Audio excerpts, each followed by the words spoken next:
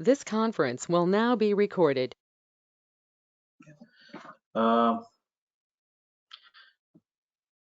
morning and good evening, everyone. So, can someone Sir. share screen today? I'll let you know like how do we get the environment first.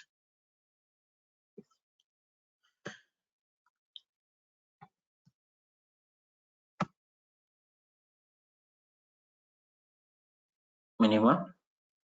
Prabhu, Sai Kumar, Narendra, Shivani. Sorry, Ram. I just connected to my phone, so I can't share my screen. Who else? It's just we'll see how do we create a Salesforce access first, and then we'll see the different screens that are available in Salesforce today.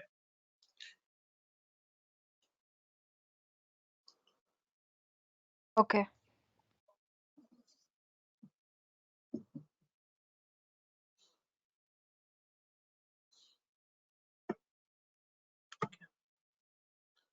Let me share my screen.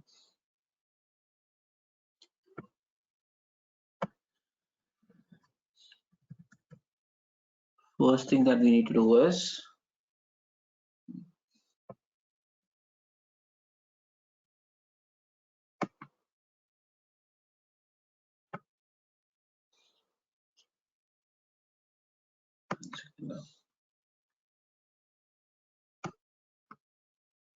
not sure what is this.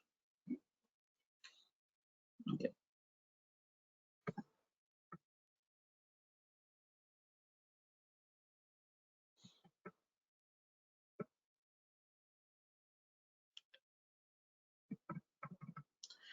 Just go to this developer.salesforce.com is the first, and then on the right side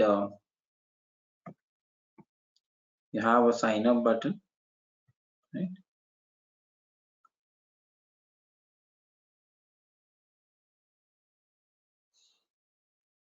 So once you click on the sign up button on the right top, you'll see multiple details: the first name, last name, emails, all these things. Just start filling all the details. Email must be a mail ID which is properly working. Okay, because Salesforce will send a verification code to that mail ID. And then job role. Job role can be anything. Okay, here you have multiple options. You can choose any job role. So it doesn't matter. Even if you're learning, if you want to choose admin, you can. I mean, you're learning admin, and if you want to choose development, you can choose that. And not sure, my screen got stuck. Okay, and then you can start giving your personal details. Along with this, finally you have to give your username. You see here, username, and is asking name@company.com. So you don't have to give any company name, but at least you have to give a proper email ID. Okay, just give your same email ID, it will work. And here, when you are giving your company name, right, you can give anything. It doesn't mean that you should be a working employee. Salesforce expectation is that, yeah, I mean, you should be working, but that's okay. You can give anything. You can give career ID, or you can give directly Salesforce or whatever. Once this is done, and if you click on this sign up,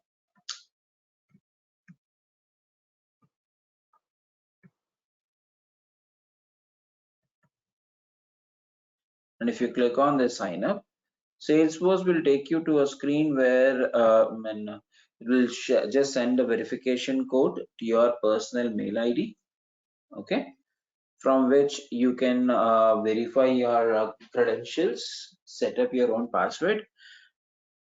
Once the password is set, you will be redirected to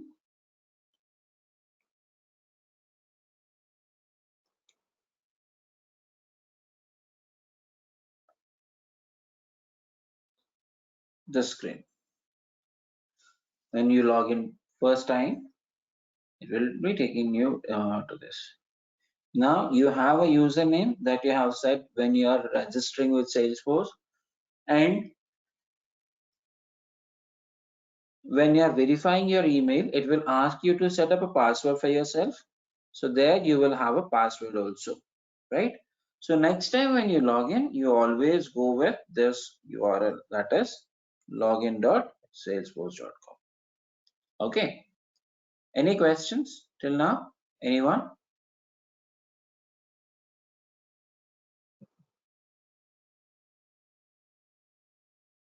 No. Yeah. Now, so Ram, what is this? So this is a Salesforce org. Okay. So you have registered with Salesforce, and Salesforce has given you an org with some space. Okay.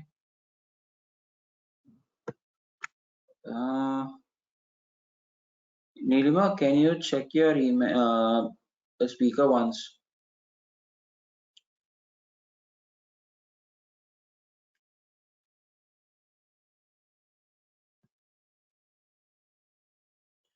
Okay.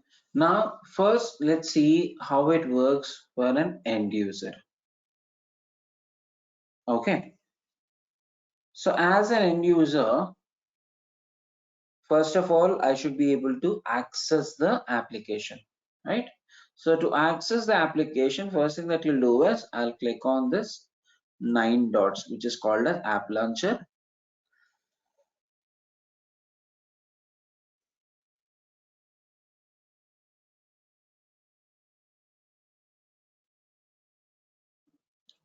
Okay. And this is the place where we'll see all the list of applications that are available. Okay. Now, these are the list of applications which I have access to the system, which means my organization can have any number of applications. It may not be the app that I can see here.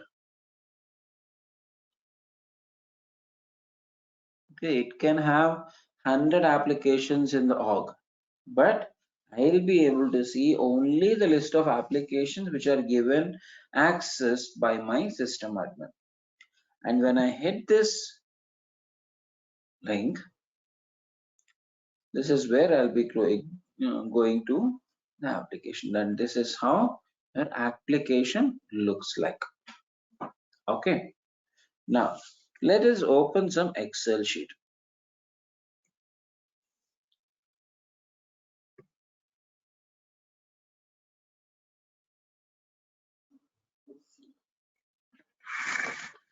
Now,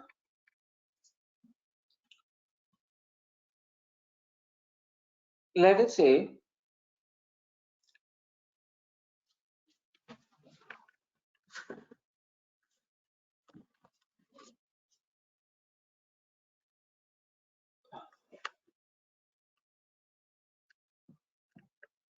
Tata, they have lot many businesses, right? They're into automobiles.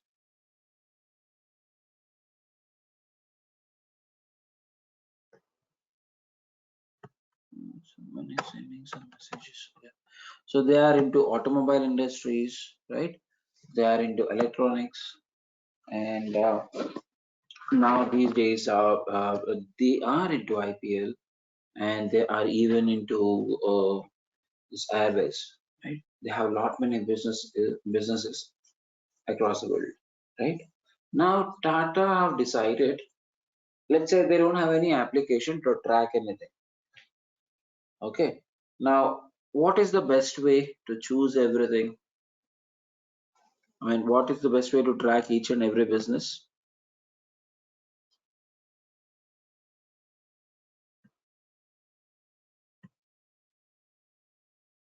Anyone?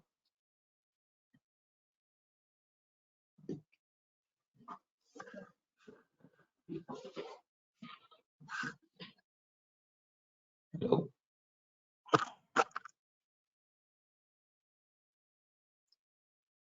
So I have n number of businesses.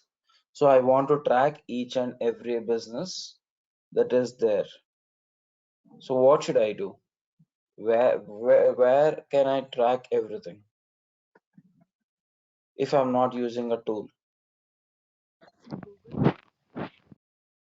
Sorry? By Google. Okay, Google, but where, when I need to track the details of my customers or the transactions or the products that I'm selling and the maintenance, everything, right? Ideally, you should maintain a notebook, correct? Right. That is where people used to capture the details earlier, right? They'll use to maintain accounts in their notebooks so that they can be traced when and where required. But now let us go to a next level where I will have some Excel sheets in my system. So here I can capture, right? For example, this is my Excel file. Under file, I can have multiple sheets, right? Let us say this is about motors, okay, Tata Motors. Then I will capture the customer,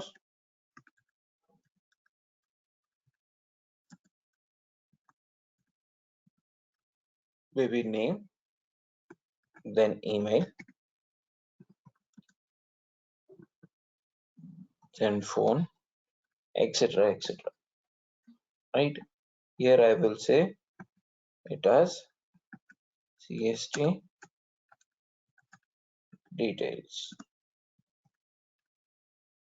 Okay.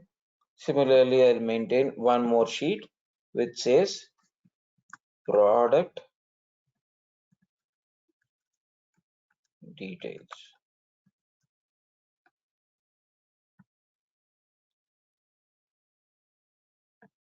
This sheet name I'll give something. Okay. So this file name, which means when I go to Excel sheet, I will have a file. Under a file, you will have a sheet. Under a sheet, so when I open customer details, what will I see?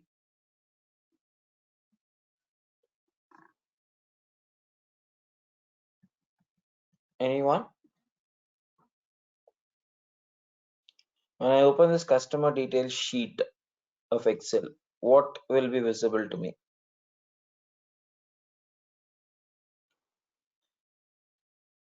Customer Simple. details. All about customer information, right? The table, customer table, basically, correct? Where you'll see name. Let's say Ram is the person. Email ID is ram@z.com. Then phone number is 56789. Some XYZ. Similarly, some other people's name. Let's say Neelima, whereas her email ID is n@w.com. Can I capture something like this? Can I keep on capturing the details like this? Is that okay?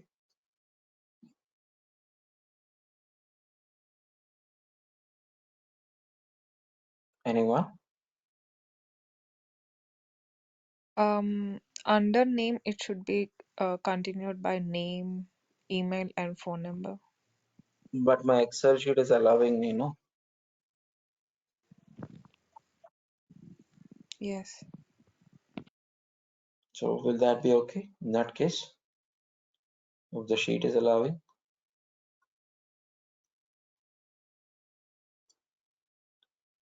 No, right? Even if the sheet allows, so you have told that, okay, in this table, this is the structure you have to follow, right? Whether you have one record or 100 records, it doesn't matter. Column D always must have name. Column E is for email. Column F is for phone, right? So which means when I open a sheet, I will see table details. What you'll have in your table? You will have columns,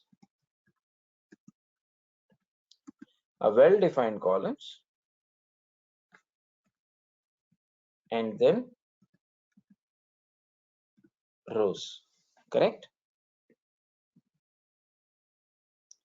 Are we missing anything here?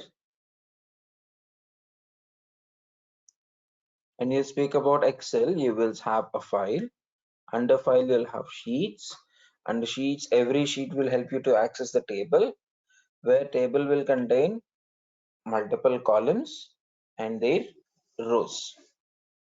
Rows are nothing but our records.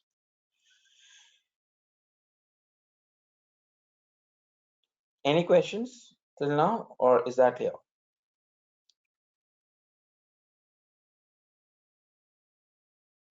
Okay. Next, I will now go to Salesforce. Now, first thing,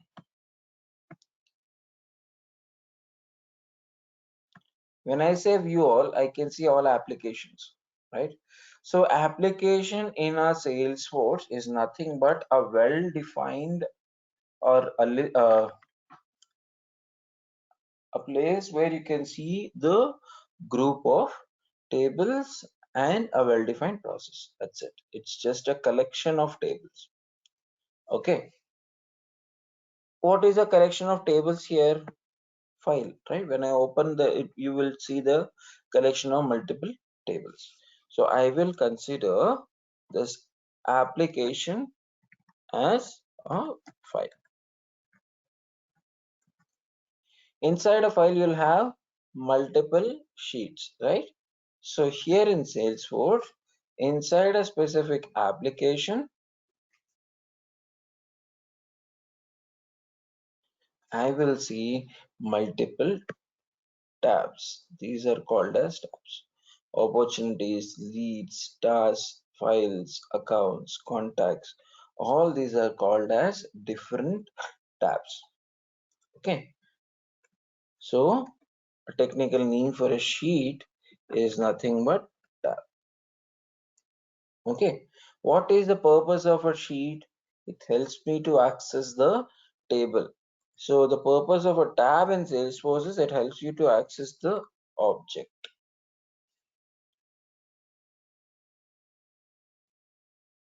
Okay, when I open a particular tab, it is allowing me to access the data of that particular object. If I'm on contacts, it will show me contact details. If I'm on account, it will show me account details, right?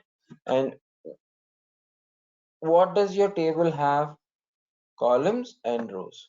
Now let's open one of the records. Let's say this George record, and I go to the details. See,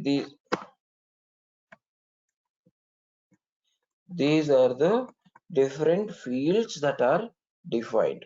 So which means whenever I want to create a new contact, I have to fill all these fields, which means columns are nothing but fields,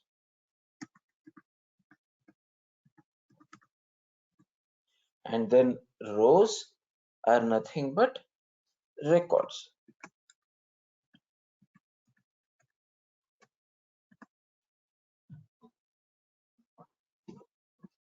Here every record that you're adding will have an ID, right? Which you don't, and a row number, which ideally you won't have any control, right? So here you have row number. Similarly, whenever you create a record in the system, Salesforce will give me an ID for that record. That is called as record ID.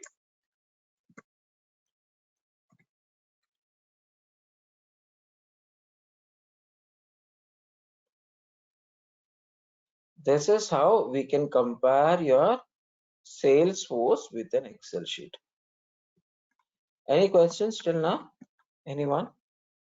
Because as I said, if you have an idea about this I, which is in Excel, then it will be very much easier to learn J, which is Salesforce.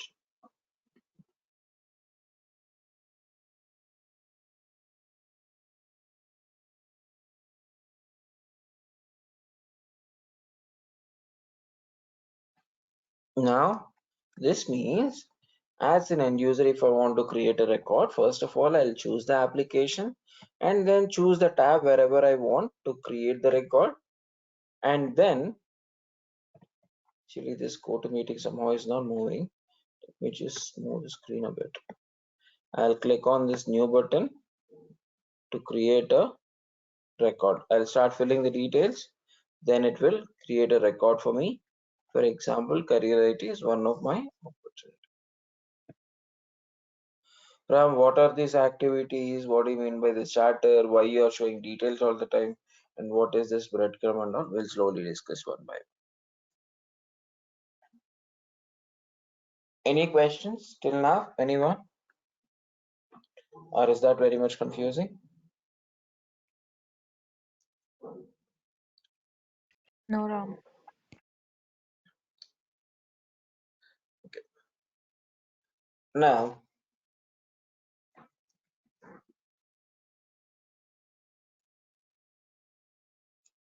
when I go to this plus and go to this Google and search for maybe oil and enter, what's happening? Google is searching for this keyword in its server and it is showing you the entire information it has related to this keyword called oil. Correct? But where is it searching? In Google server, not any other place, right? For example, I work for, let's say, Wipro. So when I search for maybe, let's say I will search in my organization, let's say I have a portal called HR Online. When I search for HR Online, so Google is showing me something related to upgrade, it's showing something related to HR software and all. But when I go to Wipro, when I open my Wipro website and search for HR Online, what will happen? There, the same keyword, but it will show me the HR Online details of my organization. Correct? It won't show me the details of this upgrade and all. Right? It will open our own portal. Correct? Similarly, if I search for some keyword here on the top, let's say oil, it will search for that specific keyword across my Salesforce org. When across my Salesforce org, in the sense like yesterday, if you remember, Monday before yesterday, I have shown you a multi-tenant architecture where you will be like, which is looks like an apartment where you will be taking a dedicated space. So this keyword oil will be searched within that space, not across Salesforce. So within the space that is given or allocated to me by Salesforce. In that, whatever Salesforce has figured out with the name oil, it will show me those all specific records. Okay. Now I thought, okay, this is the right record that I'm looking for. I have looked into it and I started working on it. Okay. But if you see here, when I go back, so with this keyword, it is searching for everything, right?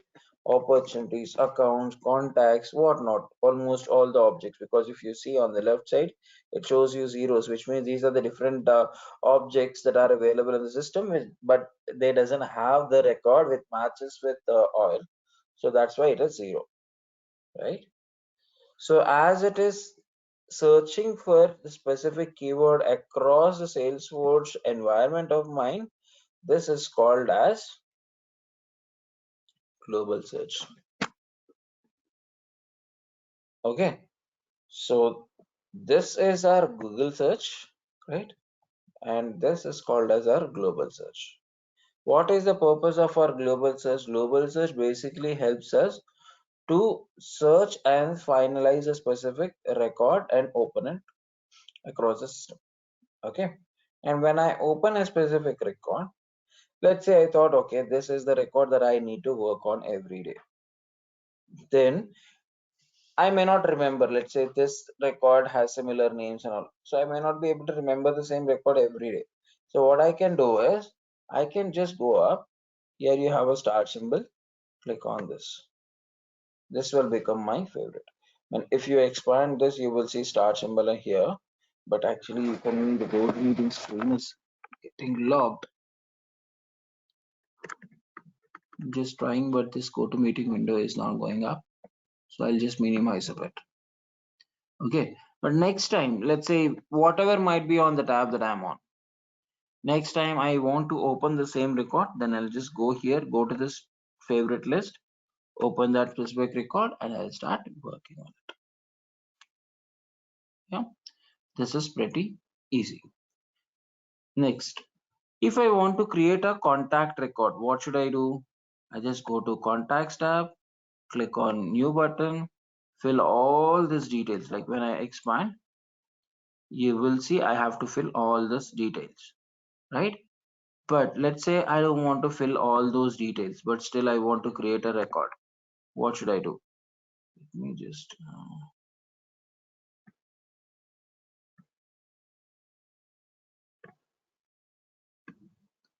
only thing that you have to do is cross this, and here you have a plus symbol on the right side. You'll see, click on that.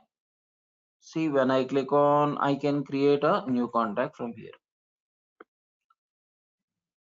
Now, what is the difference? Both are more or less same, right? There also are giving information, here also are giving information. But here, if you see, it will ask her only few details which are mandatory. Ram, in which case can we use this? Let's say if you're a sales agent and if you don't have too much time to capture the information from your customer, that is where we can start using this new contact option. Okay, clear? As it is allowing us to create the records easily, this place is called as global actions. Okay, this feature is called as global actions. Clear? Any questions? Anyone? It'd be great if someone of you have shared the screen. That's okay. I will sort this out for this session. Any questions still now about the favorites or the global actions? Because this global actions we can also define for our custom objects that we are going to build in future. Yeah. Next to that is a learning path. Like you can go to the guidance center and start learning Salesforce with all documentations and all. And of course, I think Salesforce will charge you just $2,000 for admin and $2,000 for development. So you can go through this as well. And this basically gives me the health of my org and how many people are using it, how many people have logged in, list of total number of users, all these things.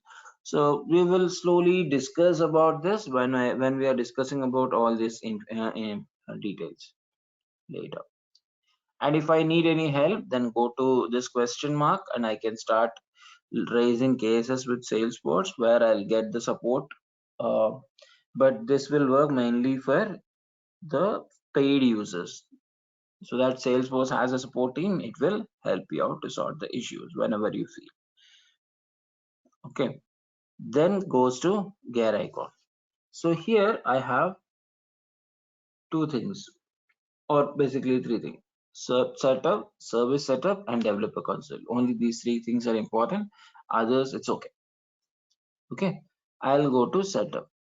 What is the setup screen? This basically helps me to open any feature that I want. Okay, if I want to create an object or an application, anything that I want to do in the Salesforce, that can be done only using my setup screen.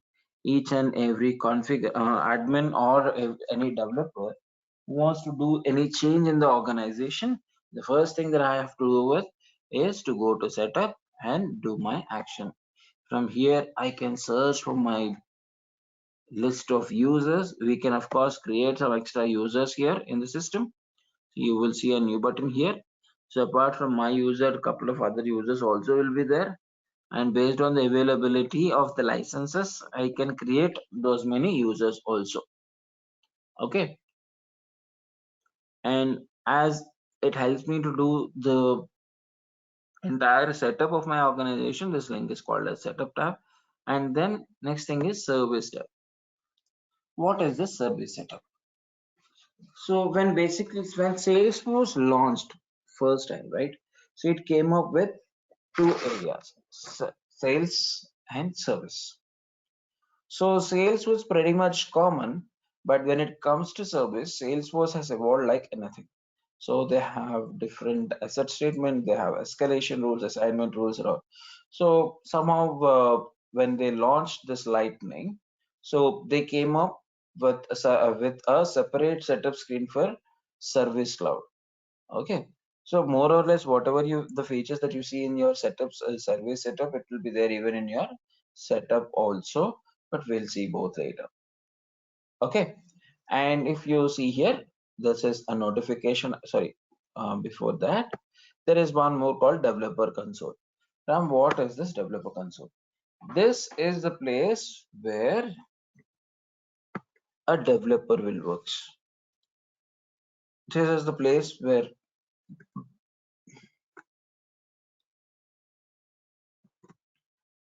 you will see list of custom components that I have created. For example, if I open this is the code that I have written at the backend. And this is the place where I can query for the records. This is the place where I will do some testings. This is the place where I can see the logs that are created by other users. This is the place that I can see the uh, problems that are there in my codes. All these things can be seen here. And this is a default editor of my Salesforce. Ram, is this the only editor that we can use it for Salesforce? Not exactly. We can create some custom, we can use some custom editors like your Sublime, which is Maven Smith, or you can make use of your Visual Studios or Eclipse, anything that can be connected. Okay. So I'll discuss more about the develop console when we are working on the development sessions. Yeah. Next thing is about the bell icon. So this is same everywhere. So whenever you have any notifications that are to be assigned to you, so those notifications will be coming over here. And then if you want to see your profile details, you can come over here and click on settings. When I click on settings, it will show me the entire my personal information, and I can change my password here. I can see the connections. I can look at my advanced user details. Each and every details which are related to me personally, everything can be looked at it and changed as well. Okay. Then there is something called logout. There is no point in discussing.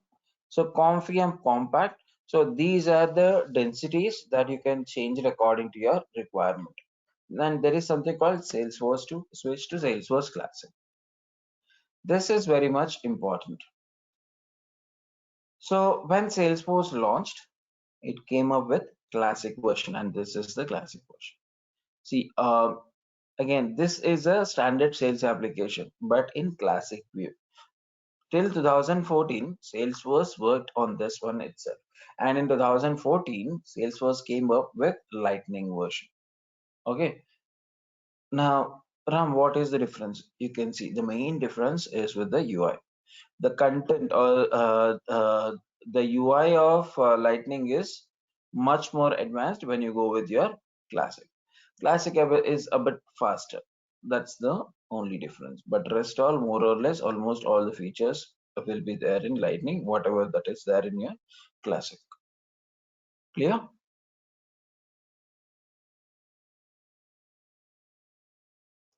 Any questions? Anyone till now?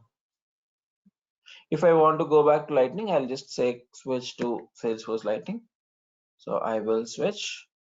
I can see the standard lightning applications.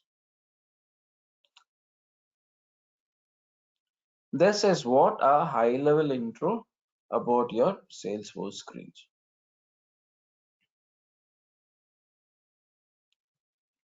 Yeah. Any questions, anyone till now? So I'll take it very slowly at the initial stage, maybe for 2 or 3 sessions at max, because I want everyone to be on the same pace. But once things are done, then we'll go a bit faster. Okay, don't worry about the speed.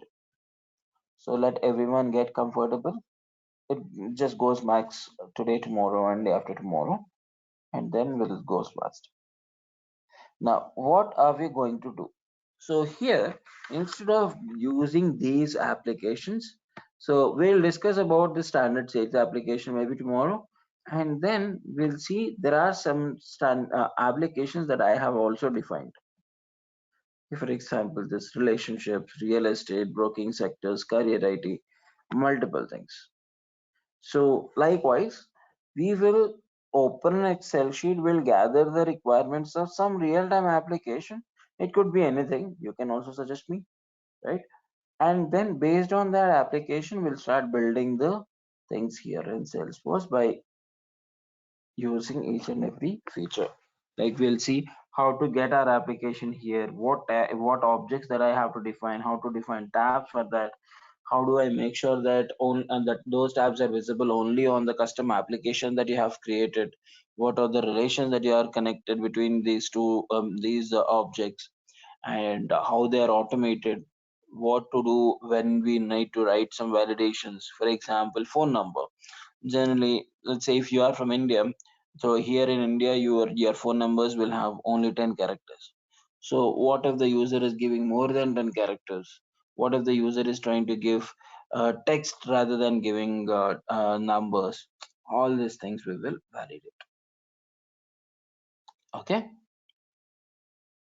and we'll even see if there is any approvals required for any record. Generally, when you go to any organization, right? A very simple example is your leave tracking system. So it's not like when Nilima wants to go on vacation for 10 days, she'll just go on leave, and after coming back, she'll inform everyone, right? She should inform, or she should raise a leave request first. Only once it gets approved, then only she'll leave, right? So how that approval request has to be sent to your managers or someone in the organization who are superiors to you, and what they will do, what will happen if they reject your approval, what will happen if they allow your approval, how do we handle that in Salesforce? Or let's say if a transaction has happened, then how do I inform? For example, in your banking system, when you are doing a transfers or whenever any transaction happened on your account, you will be notified immediately, whether through email or through mobile, right? So how you will get these notifications, all these things we can track.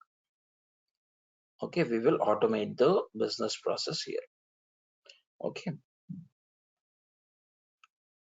this is what we are going to learn mostly from tomorrow itself. Any questions, anyone till now?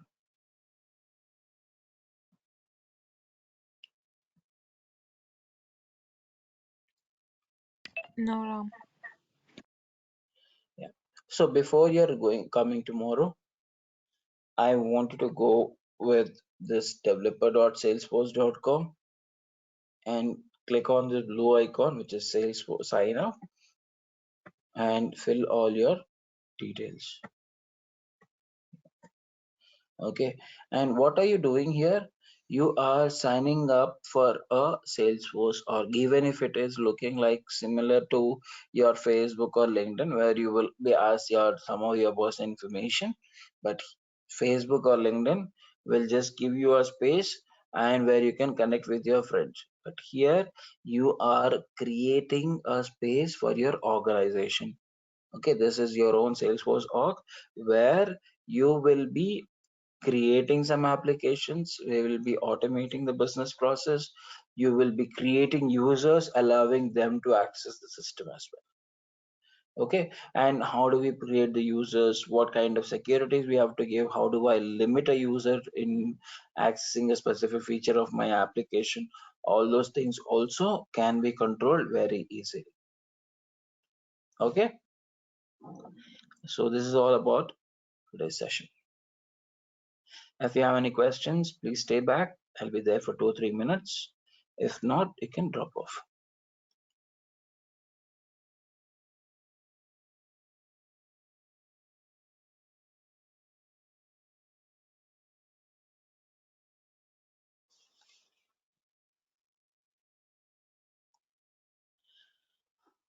Okay, then let's wind up the session. Actually, some updates are going on. I was asked to restart my system. I didn't do. That's the reason. I think few things are coming up. I have to restart in the system. Okay, then. See you tomorrow. Bye, everyone.